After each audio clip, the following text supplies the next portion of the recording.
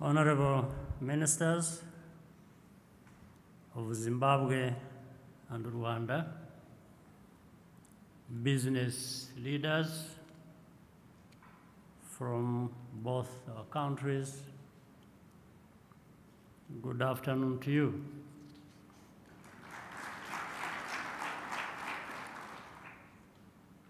Although you have been here a few days already, I want to welcome you to Rwanda. This gathering is special. For a number of years now, Rwanda and Zimbabwe have been working to deepen the ties between our countries. Your presence here is the latest step in that journey, and a significant one too. I take particular note of the ministers from Zimbabwe who have accompanied this delegation. I thank you all for your commitment. Be assured that the Rwandan private sector is ready to reciprocate and work with you to identify mutually beneficial business opportunities. The history of both our countries has been marked by moments of adversity and tragedy, but also success and resilience. In that, we are part of the wider African experience. Progress does not come easily or without sacrifice. It requires hard work, dedication, and self-reliance. But self-reliance does not mean being alone. No country on our continent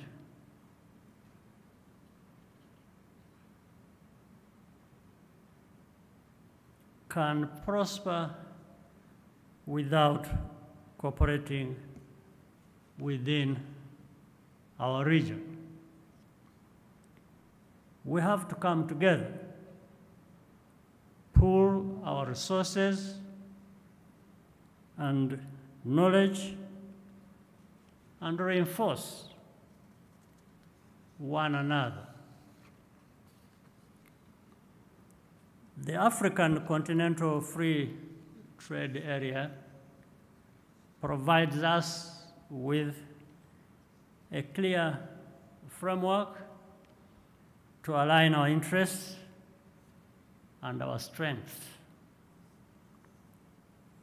But the best rationale for collaboration, as we have seen during this conference, is that we have a great deal to offer each other. So let's make the most of it and act on the outcomes of this conference with a sense of urgency. Before I end my remarks, two things. One, I heard in the presentations made to us, very important things we can do together and what each country offers and so on and so forth. I wanted to emphasize one thing.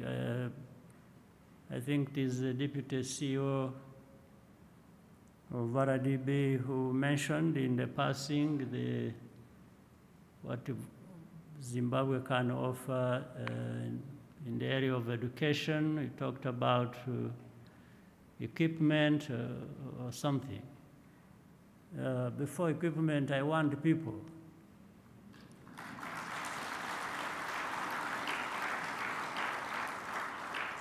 I think Zimbabwe can offer us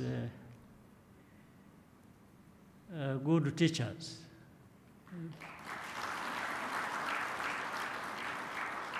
So please work on that with a sense of urgency, since this is what we said. You can find whatever number you find of quality teachers, I think we can absorb.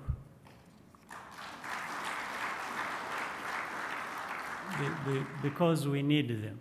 We need them urgently. The second is I want to send a message of friendship and brotherly relations through the delegation of Zimbabwe, the ministers. Please give His Excellency, my brother, President Emerson Mnangagwa, my greetings and best wishes. Thank you very much. Your Excellency, how are you? I'm very well, thank you. Thank you so much. Yourself? I hope you're well too. I am well, I'm sure you can see that. Good. Your Excellency, let me first start by appreciating you for giving us this opportunity as Zimbabwe to visit your country. Over the days that we've been here, we've learned a lot. We've seen a lot. We have observed a lot. And I believe the colleagues here, they share the same sentiment. We want to also appreciate the wonderful work you're doing of transforming your country into a futuristic country. When we look at the strides that we are making in Rwanda, we as young people on the continent, we are filled with hope. We are filled with a lot of aspiration. And as leaders, I believe we are taking a lot from what you are doing. Ladies and gentlemen, we appreciate the President. Thank you. Your Excellency, I want to take the privilege of being the first one to ask you my question. As a leader in Africa, I lead an organization in Zimbabwe. It is a media house, AB Communications. I'm sure colleagues here, they now know who AB Communications is. It's a media company with radio, newspaper. We are in that space. But this COVID-19 pandemic has brought a lot of challenges to us as leaders. And I also believe everybody in the house, no one's life has remained the same amidst this pandemic. When I look at us living today as corporate leaders and heads of ministries, and I look at you as a head of a country that went through a very difficult past, what comes to mind is the genocide against the Tutsis. But with such a background, you've managed to pick up the pieces and drive the people, lead the people, and show them the way, and achieved what you've achieved. My question to you is, as a leader, what are the secrets? I want the tips. I want the nuggets. What are the tricks? How do I lead amidst all that negativity and adversity? Thank you, sir.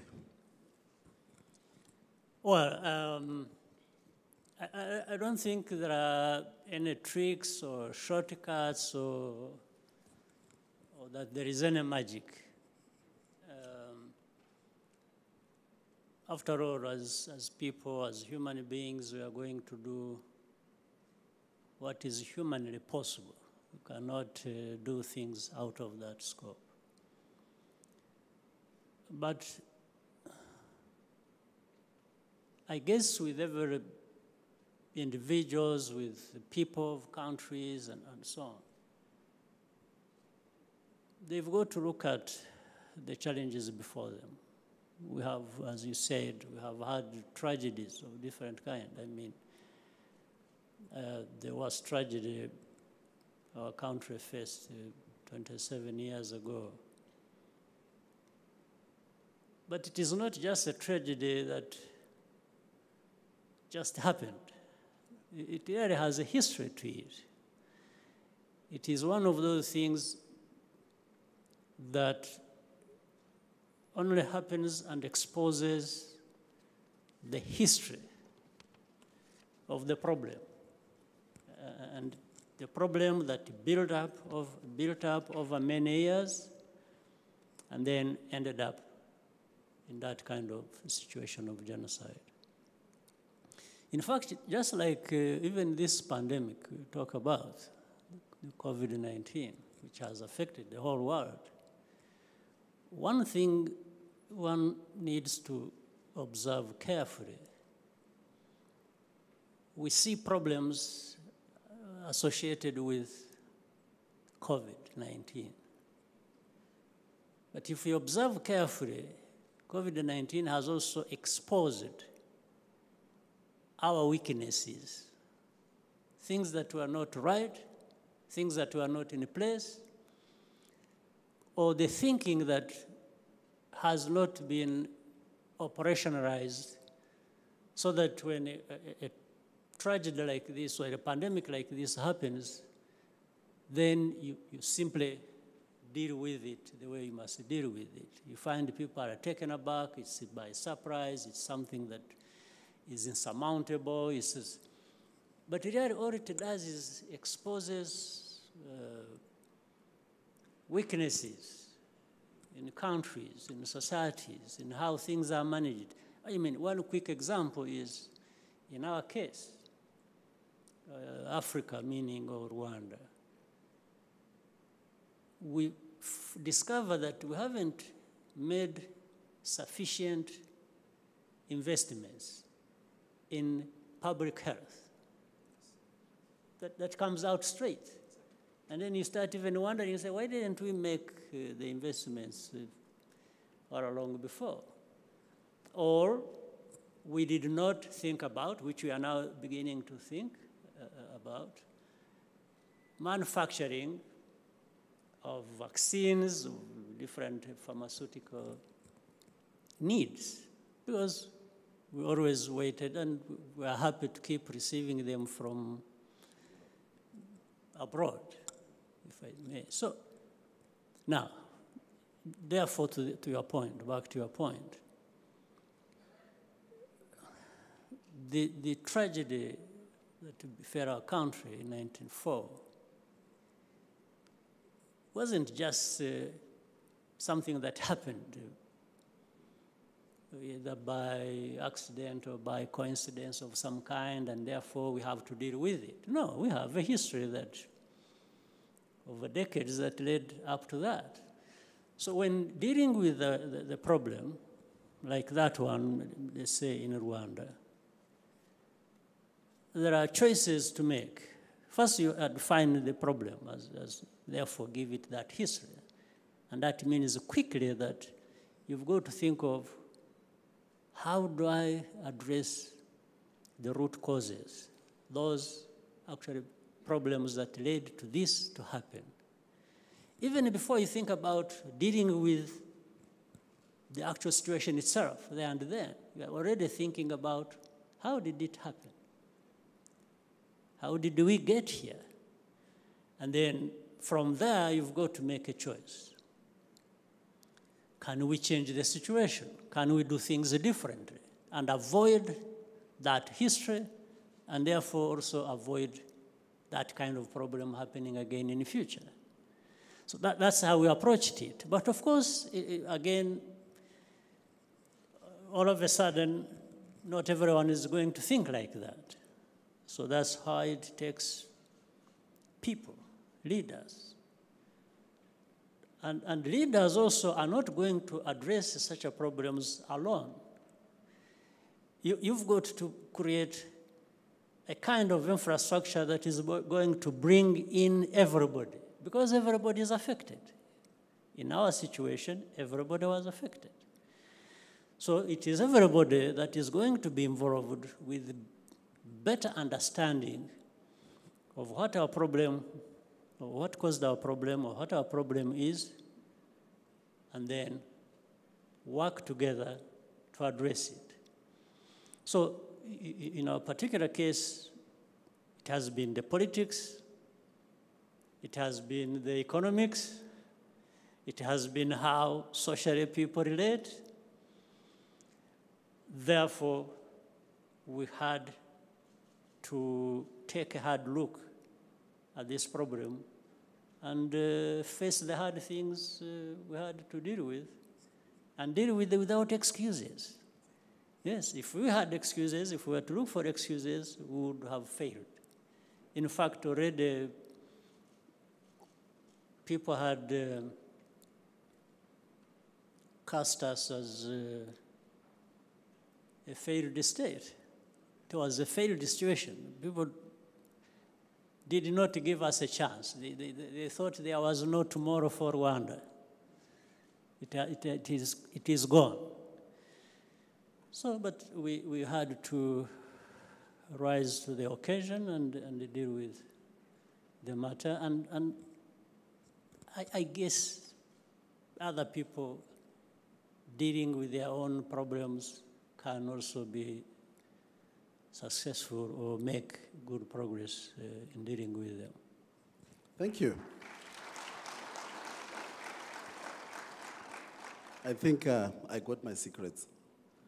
If I can summarize it for you, ladies and gentlemen, get to the root of the problem, involve the people. As you as a leader, you are not going to solve it alone. So thank you once again, Your Excellency. Now let me take this opportunity to open to the floor for a few questions I'll take, and Your Excellency His Excellency will respond. Thank you. Okay. Where are my mics?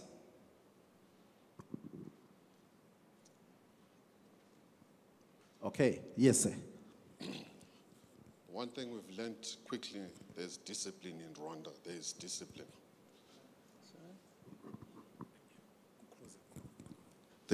We learned there's extreme discipline in Rwanda. We are very impressed, Your Excellency. Please, can you share us the secrets of the strategies of this discipline so that we take it back to Zimbabwe, to the private sector, into government?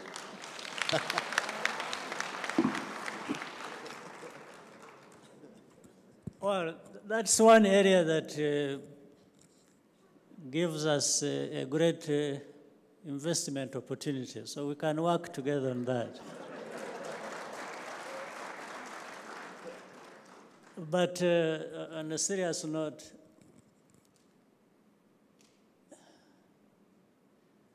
again, I guess the discipline comes from what I said earlier, that hard look at the problems of any nation by anyone. And then in dealing with those challenges, if you have set out to involve people, which must be the case,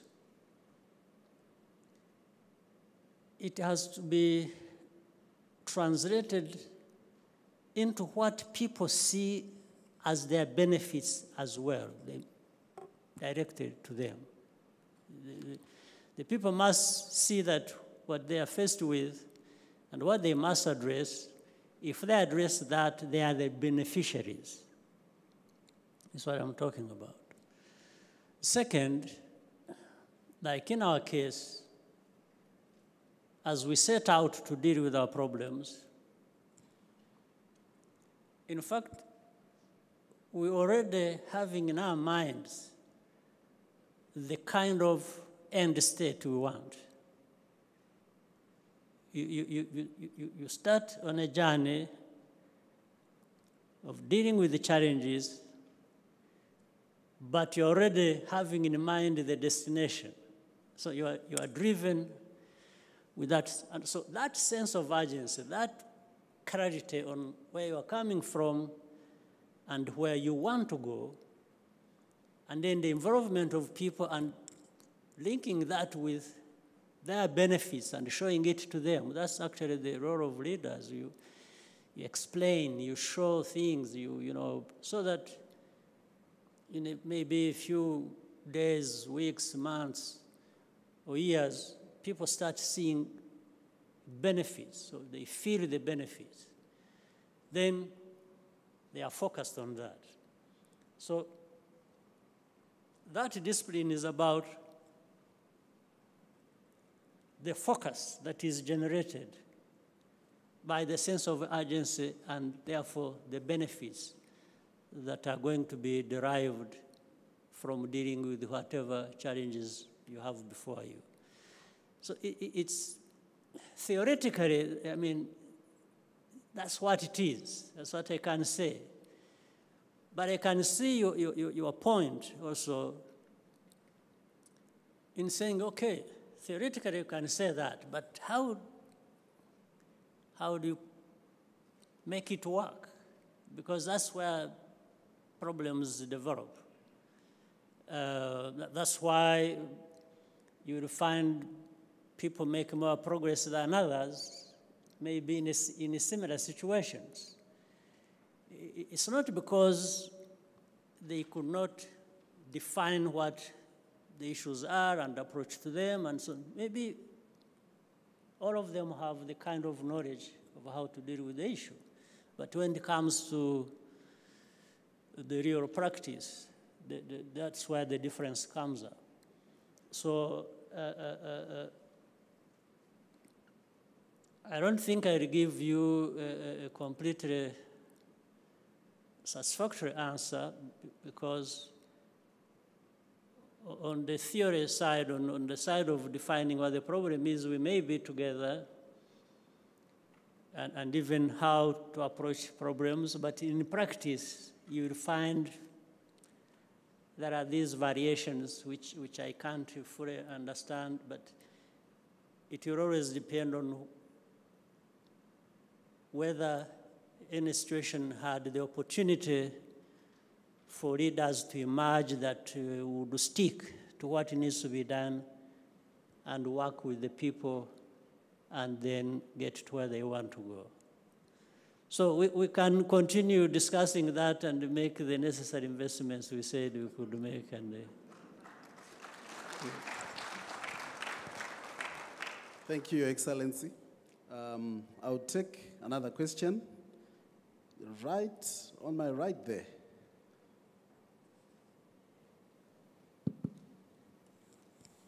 Thank you, Excellency. My name is Ferdi Turasenga. I'm a Rwandan, doing business both here as the headquarters, also doing business in Zimbabwe. We have an office based in Harare, Samura Machel 146, for those who are from Zimbabwe. So, Your Excellency, it's not a question, it's actually appreciation and contribution, because I remember I turned 10 years old when you just liberated Rwanda, and there is a slogan in Zimbabwe where they say, Zimbabwe is open for business. I think everyone here knows that slogan. I want to say that Rwanda means business, because I'm really a product of the change and reforms that happen in this country. You can imagine 10 years old, today I'm 37, and I own a company that's listed on Rwanda Stock Exchange. It's called EPC Africa Group, but the subsidiary of EPC Africa Group is listed on Rwanda Stock Exchange. We are an IPP, what we call independent power producer. And when I went to Zimbabwe in vacation, I realized there was an opportunity in energy, and I started a business in Zimbabwe because I know everything is possible. During the pandemic, when everyone was running away, I found the opportunity, and today we are doing business, and I'm encouraging so many Rwandans, even Zimbabwean. And since I understand that this trade corridor of Rwanda and Zimbabwe is important if it works both ways, I encouraged so many Zimbabweans, and today I can tell you that we have a strong investor among the team, Mr. Exodus, who has, Your Excellency, he's going to invest he's very strong in housing, and he's looking at our market and putting a lot of houses here for affordable housing. So I'm encouraging the people, being Zimbabwe and Rwandan, to really ride in this highway that our two excellencies are building for us, so because we share so many, being past, even the future. Thank you, Your Excellency. I think if I may just react to that, I think that's wonderful. And my conclusion to that is, let's do both. Let's be open to business, and let's mean business. So I think if we... Thank you. I'm sure, Minister Love, you've heard that Zimbabwe is open for business, and let's mean business. Thank you. I'll take my last question before our conclusion. In the middle there. Thank you. Thank you, Your Excellency. There's been a significant and clear mind shift change that has happened in Rwanda, which I think is responsible for the significant growth and development that we have seen. You have spoken in your address about hard work, dedication, and self-reliance. You also talked about a destination. And what I wanted to ask you, Your Excellency, is to say, what do you see for Rwanda in the next 5 to 10 years? What is your vision for Rwanda? Thank you, Your Excellency. Building on all that you've referred to, that has been said, for Rwanda in the next 10 years, again, I use the earlier being on the journey. We are on a journey in search of prosperity, development. Like, if you put it in some technical terms, it's either today we are low-income country, we want to be medium-income country, upper medium, and higher. So, but it's not just about level of development also. As you think about that, you think about the stability of society, our society. And in particular, Rwanda, where we have come from. I think we've been building toward being a nation.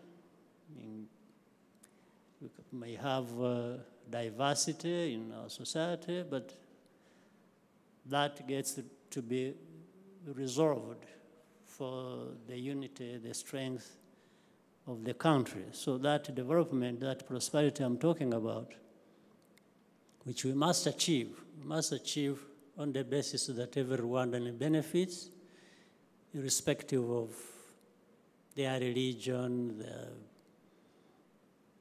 whatever has divided us in the past. So the vision is, we've already made some little progress. We want to make more, maybe 2 times what we have already achieved.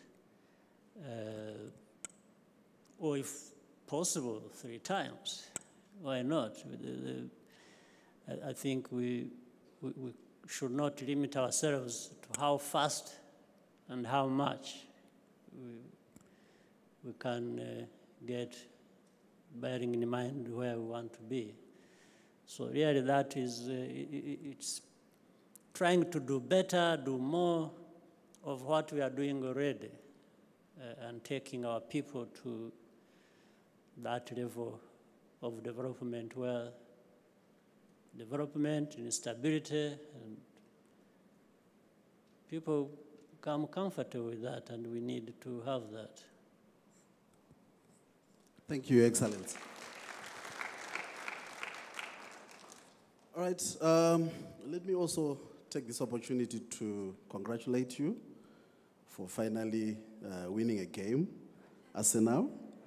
We're about to win more. My final question to you, Mr. President, is on the sponsorship. I'm on Twitter, I follow you. I've read so many negativity, sadly from African people.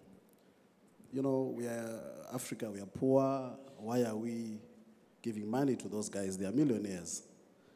My question is, what has been the impact of that activity, that intervention?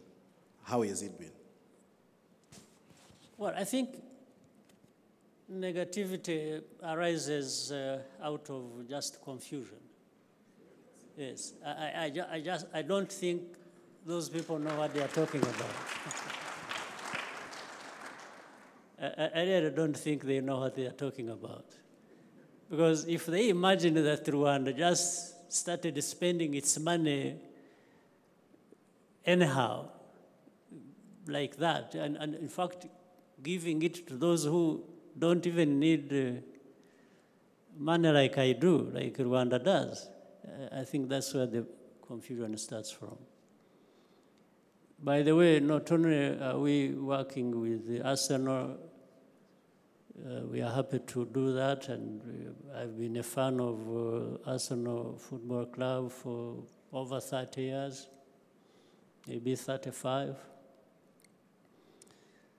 But we're also working with another football club, Paris Saint-Germain, the one in France, in the French league. Now, of the several pillars of development, in fact, one of them is tourism. We've invested in tourism, in infrastructure, and train the people around services that go along with that, and so on and so forth. But tourism, you need visitors.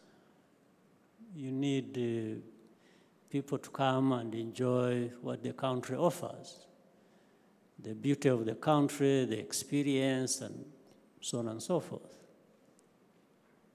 In fact, the story might be long. Let me try to see how I can. It's the same confusion even our own people had one time when after 1994, maybe around 98, we started building infrastructure, with limited resources. We built a hotel. I remember at first it was managed by Intercontinental, then later on it was bought by Serena. But it was built initially on government money. And we were being attacked by people here and there, saying, government is wasting money, how you are building a 5-star hotel, what? They really thought we were stupid. So we just kept quiet. We said, okay, maybe after 5 years we will get to understand what we were really doing. Can you see how long it takes some people? So, but the strategy was because we were already building up the momentum for development of tourism. And when you are having tourism, there are these ones, the backpackers, there are others who really have money and want to spend it. So I was thinking about them. If people want to spend their money on the beauty of the country and the experience, and they come and have nowhere to stay, or you have limited them to some place they are not comfortable with, then they may not come. But if they know they will come and stay in a good hotel, they will stay. So you can see the contradiction here. People are saying you are wasting money building up this infrastructure, but the infrastructure was built for a reason. And in a short time, in fact, the hotel did well. And that's what I was telling you, we sold it and paid off the loans. And we did not build it as a government to run hotel business, no. We built the hotel so that when it serves its purpose, the private sector may take it over and run the business. But initially, government cannot dictate to the private sector and say, put your money here, put your money there, put your money in. No. The private sector puts their money where they want, not where I tell them to put it.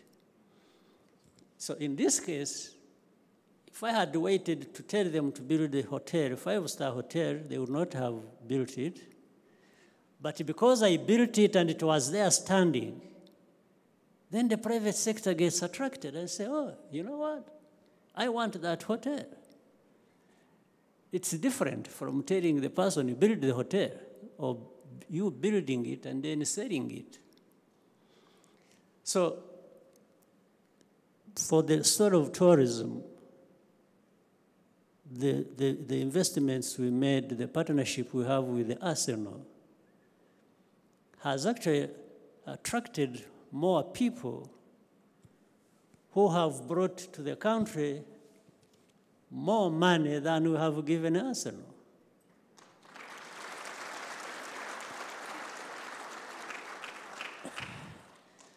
So you don't have to be a very sharp businessman. I'm not one, but I think on this one we got it right. So that negativity is...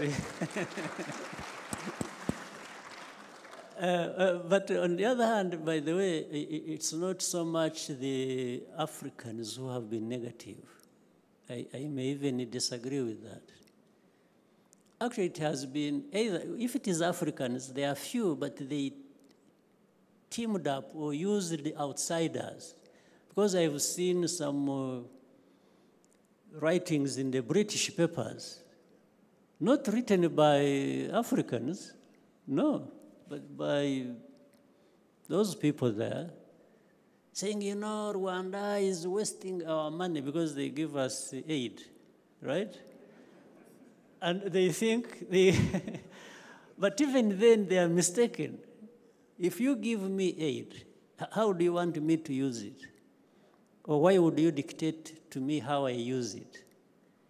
If you can give me 50 million, and in using the 50 million, I'm able to earn the country 300 million, why would you blame me for that?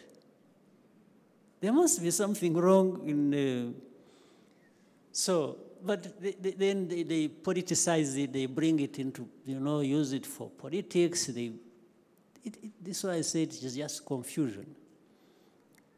But we are happy with the partnership with Arsenal, even happier that I'm the fan of Arsenal.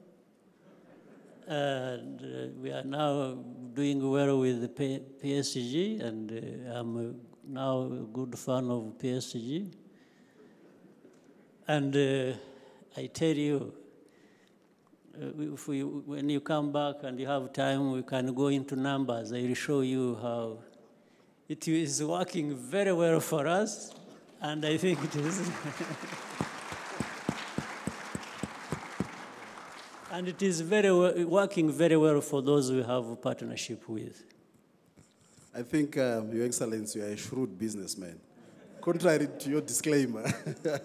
Thank you, ladies and I will do business in my next life after this one. Thank you. You've been a wonderful audience. I would like to take it back to my boss, Madam Louise. Your Excellency, we appreciate your time. Thank you so much. Sure. Thank you. Thank you very much. Thank you.